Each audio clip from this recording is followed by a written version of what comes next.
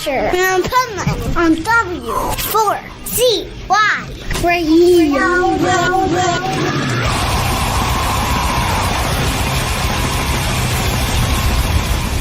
Down from the skies above, the end of life has come. The sirens roar as mass confusion spreads like fire. Mankind is brought to heel. The truth is now revealed. Our leaders sharing secrets to break the seventh seal. Tales you never told. The secrets that you hold deep inside. How long have you known? How long have you kept us blind? This is the Pipeman here on the Adventures of Pipeman W4CY Radio, and I'm very excited about our next guest because, as everybody knows, I like all kinds of metal, but thrash metal is my favorite, and they have some killer thrash metal and other influences in it, which is what I really dig.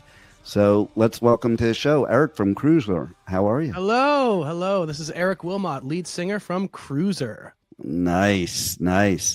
And tell me about your background there, because I'm kind of digging it. Behind you, it looks very cool. It's just my bedroom. I've got my Bathory blanket, of course, because you can't. That's killer. Can't go to sleep at night without the warm embrace of Korthon. You know, Bathory Nice. is my favorite band, and I like to show it off whenever possible. I've also got a nice big record collection behind me, and of course, I've got another Bathory poster on the wall because I just can't get enough of that band. I definitely have.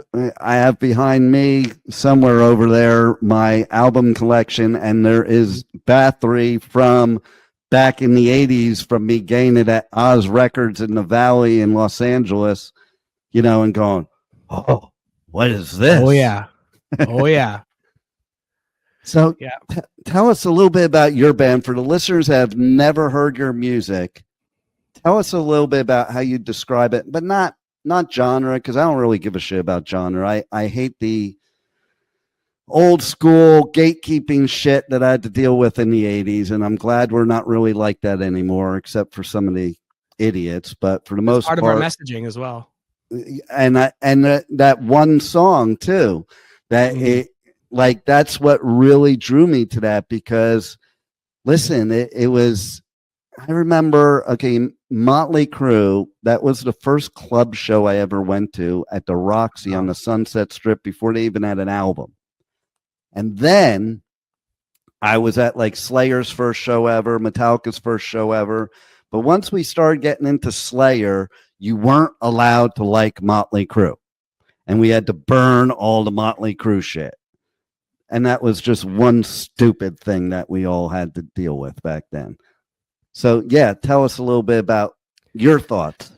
Well, I know you don't like to use genre labels or anything like that, like you said. So I will say that Crüzer is ostensibly a thrash metal band, but, there's a lot of play in that genre. You have bands that toy around with speed metal or, the crossover thrash kind of stuff that veers into death thrash, like Demolition Hammer and Exhorder. And, I love all that stuff. And I love hair metal too, I love well, there you I go. was just watching some hair metal videos on TV as I was working out this morning.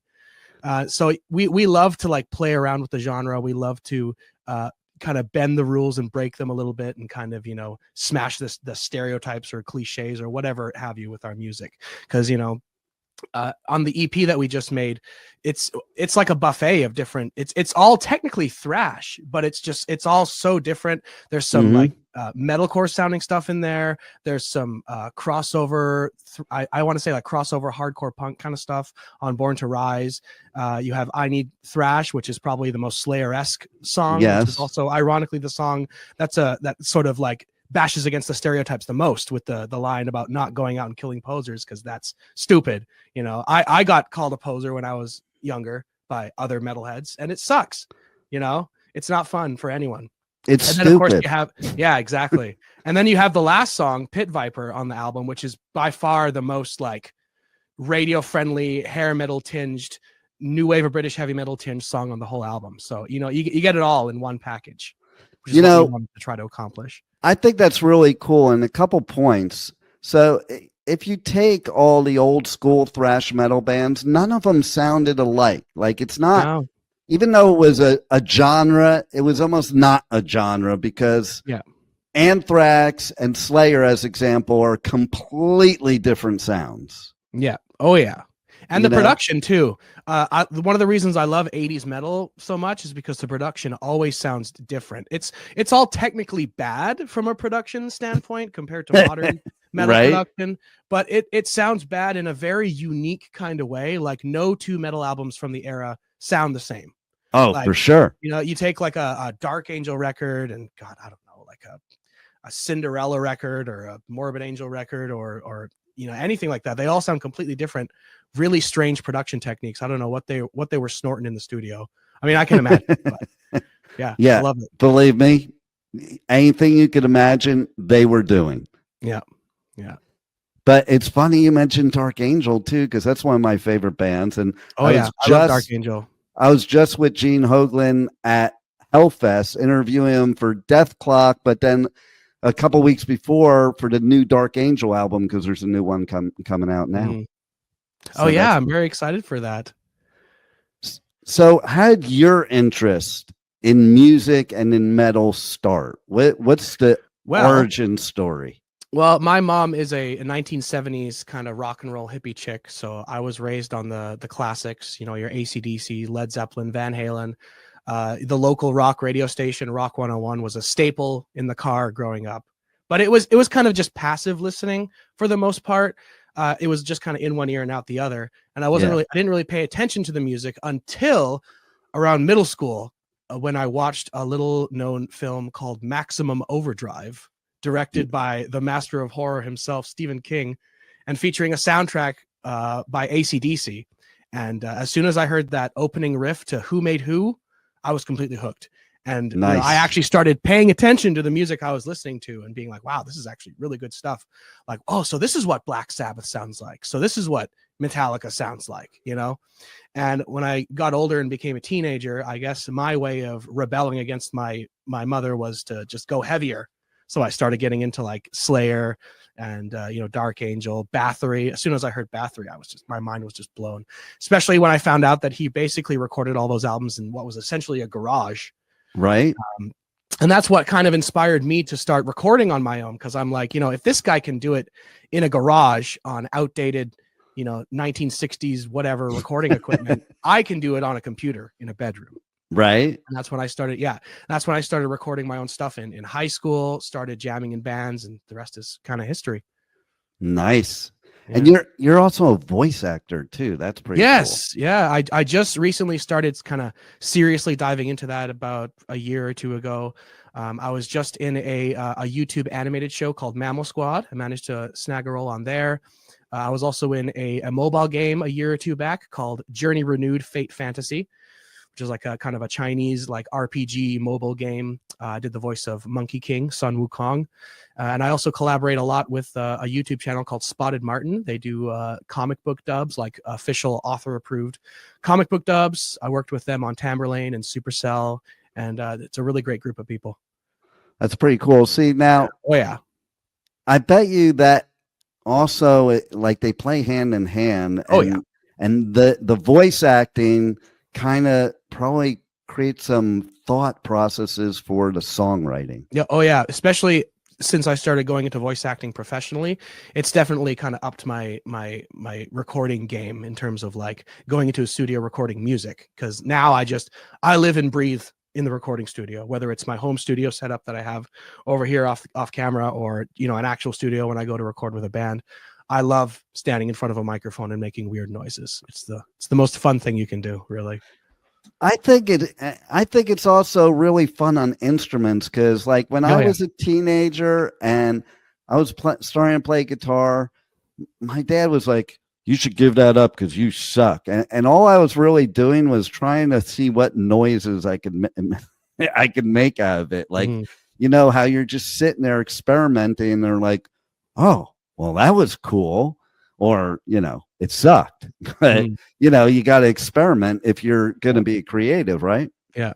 Yeah. For me, it was because I was left-handed. You know, I started taking up guitar, and I remember my mom's ex at the time being like, you know, it's a right-handed world, and if you're not going to learn guitar right-handed, you should just give up right now. And I'm like, no, So I paid a little extra money, or asked my mom to pay the little extra money at the time because I was a kid. And, we got a left-handed guitar, and I actually got pretty damn good at guitar. I don't really play so much anymore. I just use guitar for songwriting. And I was more of a rhythm player anyway. I was never a big shredder or anything like that. But yeah, don't believe people when they say to give up. Yeah, I kind of went through the same thing because I'm a lefty too. And it's like, it was just easier to learn righty. Like even the guitar teachers, like here, it's easier for me to teach you righty because it's so hard for the right-handed people to kind of twist around their brain like a lefty.